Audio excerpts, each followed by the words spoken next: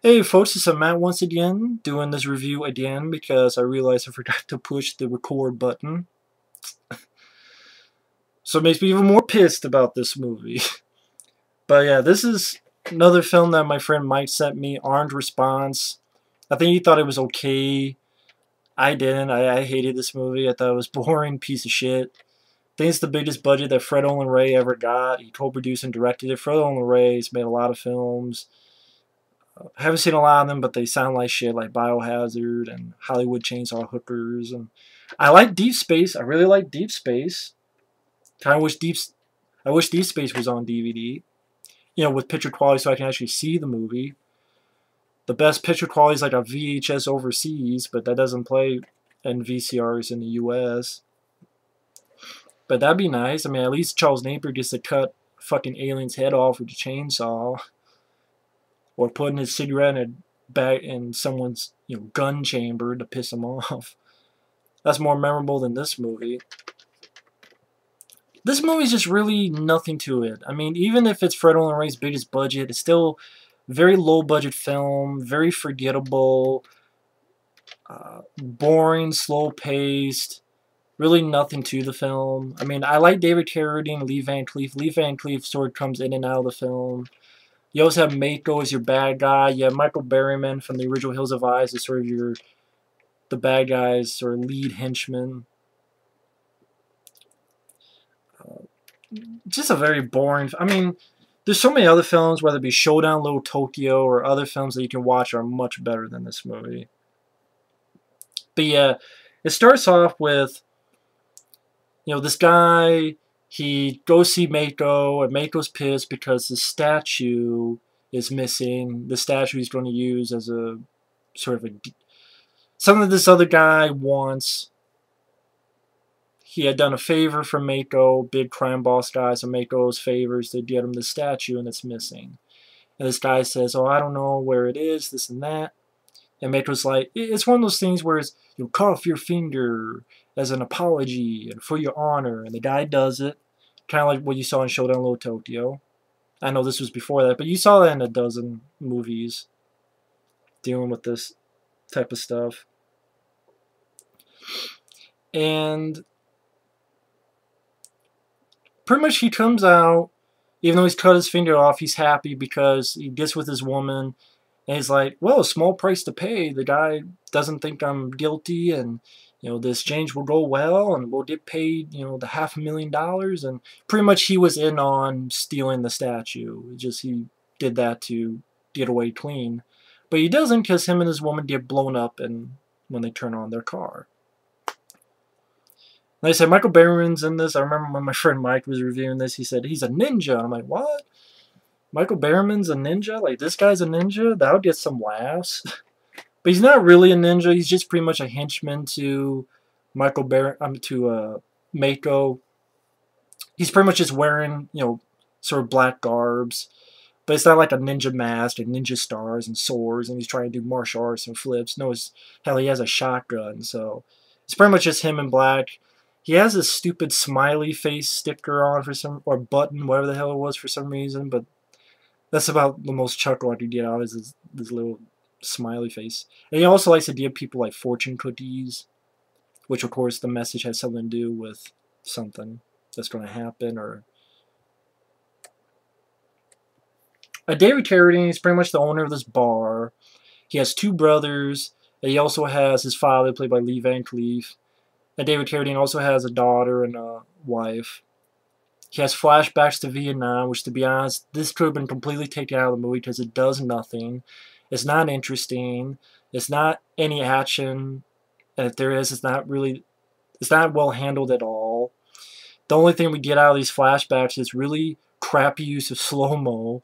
And, oh, he killed a woman. And it's like, she could have been a bad guy. She could have been a VC. I mean, she could have been anything. I mean, just because it's a woman doesn't mean she's innocent. She could be... How many movies have you seen about Vietnam where, oh, a woman, and then she pulls out, a grenade or a gun and boom, boom.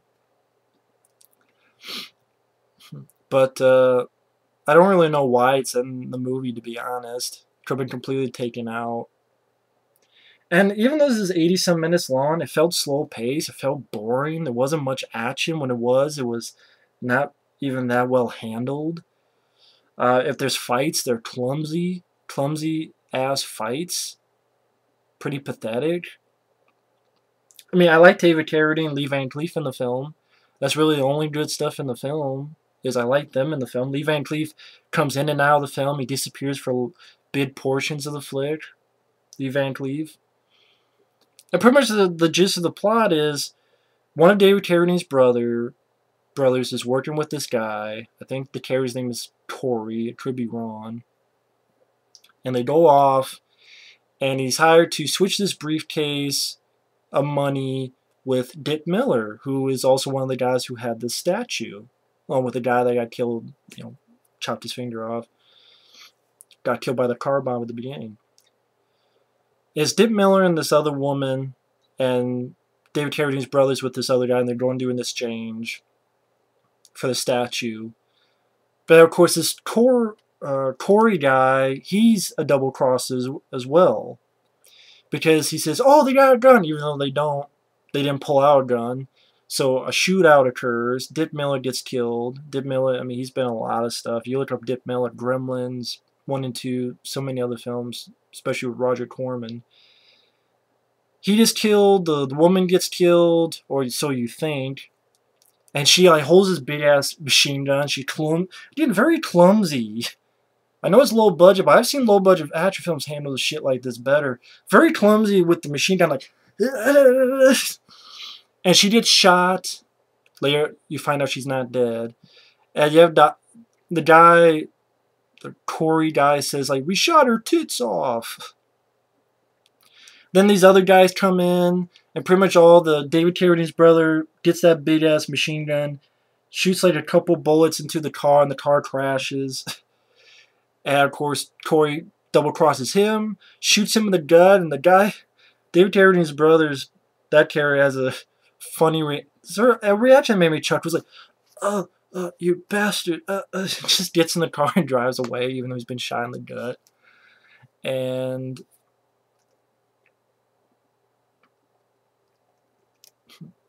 like I said, then it cuts away to this long, like, nightmare sequence where David Carradine's in Vietnam is shot in slow-mo. Not just, crappy use of slow-mo and ridiculous. And pretty much the one thing leads to another, the brother gets there and dies with the statue in his hand, and Lee Van Cleef's like, we gotta hide the statue. And I'm thinking, why? Because whoever killed him is going to be looking for us. And I'm like, you mean looking for your family? Like David Carradine, who has a wife and a kid? But hey, what do I know? So, Lee Van Cleef's bright idea is to hide the statue at the bar. Mentions the bar a lot. Probably whoever wrote this drank a lot at a bar. He's going to hide it at the bar. So if anyone goes by the bar, I'm like, well, why the fuck would anyone even know that it was at the bar? I mean, you could hide it anywhere and they'd still look at the bar. You don't have to put the thing actually in the bar. You could put it in you put up your ass. You could put it in a car. You put it under a bed, in a closet. You could put it, in your safety deposit. You could put it in between a woman's titties. I don't know. You can put it anywhere. It's just whatever. Anyway, Anyway. So the other David Carradine's other brother says he's going to look into what's happened. And then he gets captured. Pretty easily. And he gets tortured with these needles. And this long extended scene. I didn't think the brother was a good actor. And pretty much saying that he was in Vietnam, he could handle worse. You think he died from his wounds, but he didn't. He tries to escape, but then Michael Berryman, with that stupid smiley face, shoots him with a shotgun. And that's when David Carradine is looking. He gets in this little fight, which isn't much. Like he flips one guy, and he hits or punches another guy. It's not much of a fight. Again, pretty clumsy choreography. But of course, I never thought David Carradine was the best fighter. I never did. I mean, I love Lone Wolf McQuaid, but I just don't think David Carradine is the best, fighter. I like him as an actor. I like his performance in the film. I just never thought of him as much of a fighter, to be honest. At least compared to people like Gary Daniels or Bruce Lee or Chuck Norris or Van Damme or even early Steven Seagal and Jeff Speakman and Lauren Avedon, Jeff Wincott, a lot of other people. But David Carradine finds that double crosser, that Corey guy, slaps the shit out of him for a bit, but then stupidly turns his back and the guy hits him in the head with a boom. Pretty much he escapes, and that's this scene here where David Carradine's trying to shoot at him and doesn't get him. And I'll just jump to here. That character, you see him in 2 more scenes. One where he's in the car and apparently that woman who had gotten her tits shot off is in the back of the car. Then it cuts away and then you see the rest of the movie, and then the final shot of the movie is that guy in the ocean. And I guess we're just led to assume that girl killed him. Or did they both die? But if they both died, you didn't see that girl. And if she got away, why is there still money there? Wouldn't she have taken that money? Because you see money rise up into the water, but whatever. I'm thinking too much, I guess. But David Carradine comes home, gets a knife to his neck. I do like the line that he says, is like, is that thing loaded?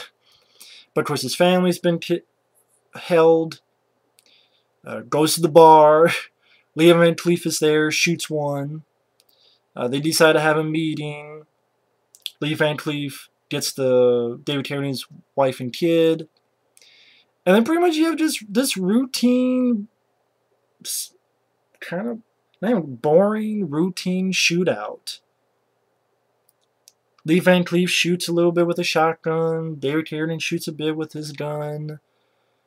There's a point where David Carradine gets a grenade, throws it. Very routine, run-of-the-mill shit that you'd see in hundreds of episodes of TV. Like, really, I mean, I've seen better action scenes on the A-Team. The episodes. I really have. And they don't kill anybody on the A-Team. But I've seen better action scenes on the A-Team. And that's saying something. I mean, it's a TV show. There's a lot of TV shows I've seen better action than this. Just nothing to it. Just no energy. Nothing to a choreography. Just sort of sit the camera there and just let it play out. And no energy. Like, you want to see some of the energy, watch stuff like Showdown Little Tokyo or the PM Entertainment films. You watch PM Entertainment movies, even Private Wars, which, when that has action, that has a little bit more energy to it. And, even the fight scenes are, Steve Railsback in the jail cell against bikers, they're a little bit better than the ones in here. Like this, even Private Wars is better than this. And I wasn't the biggest fan of Private Wars, but hell, I've seen Lorenzo Lamas movies. That Bad Blood or Viper, whatever it's called, that's 10 times better in action than this. And I'm sure that's a low-budget movie. Very routine. The only thing that wasn't routine, well, is he had given a package to Mako, and David Carradine says, "Oh, I knew you were going to run away. That's why I attach a bomb to, like, the bottom of it." And he hits a button, and it blows up. And David Carradine says, "Rest in pieces." Before Expendables 2, rest in pieces. But to be honest, I like I Come in Peace better, and that had it better. You go in peace, so it just made me want to watch I Come in Peace. But yeah, better action. More well done action. Better director. Then you think it ended there, but Michael Berryman, who had been shot, he gets up, he gets in this car chase that's like, well, we gotta have a car chase in there to put in the trailers. So Michael Berryman gets in a car chase with a random cop, a random police car. Michael Berryman gets away in the police car and some other cars crash. Michael Berryman drives through the bar, shoots David Carradine. The wife finishes off Michael Berryman. David Carradine had a bulletproof vest. And then, like I said, that double cross, you see that he's drowned in his car at the bottom of the ocean. And again, probably that girl shot him. I'm guessing. I don't know. That's pretty much the end of the movie. I mean, the movie, Armed Response, I have no reason to watch this again. Again, David Carradine, I liked him. Lee Van Cleef, when he's in it, I like him.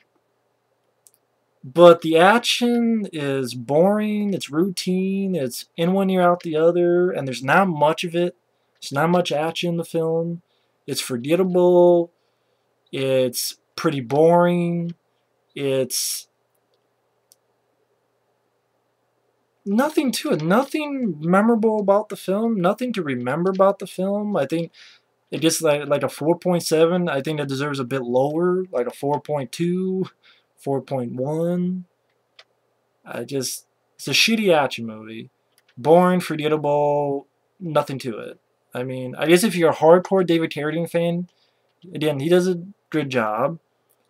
But it starts slow, and even the ending, the action isn't much, and not much enjoyment out of this. Just, you know, just pretty crappy flick. I mean, there's just so many other action films. You know, Riot with Gary Daniels, I Come in Peace with Dolph Lundgren, a lot of other movies with Dolph Lundgren, The Defender with Dolph Lundgren, The Russian Specialist, A.T. the Mechanic with Dolph Lundgren. You know, Men of War. I mean, you look at Gary Daniels and Rage and Recoil and Riot and Blood Moon. That's a better action movie than this. There's a lot of action movies better than this. It's just Armed Response, very forgettable. Anyway, this is my opinion on it. But either way, thanks for watching. Take care and stay tuned for more reviews. Later.